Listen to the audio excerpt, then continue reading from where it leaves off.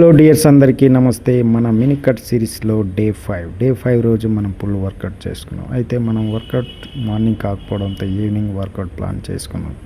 Work out చేసుకునే ముందు ఒక ప్రీ వర్కౌట్ మీల్ తీసుకుంటే మంచి ఎనర్జీ ఉంటుంది, ఎనర్జీతో పుష్ చేయొచ్చు. ఈరోజు వర్కౌట్ చేస్తే ఒక మాట్లాడుకుందాం.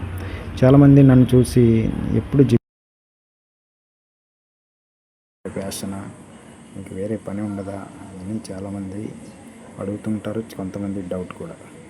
నేను చెప్పాలనుకుంది ఏంటంటే, జిమ్ అనేది మా ఓన్ కాబట్టి ఇక్కడే నాకు రోజులో 10 అవర్స్ ఈవినింగ్ మార్నింగ్ అయిపోతుంది. దానికి పాటు ఇక్కడ కోచ్, ట్రైనర్ అంతా నేనే, మెయింటెనెన్స్ కూడా నేనే చూసుకోవాలి.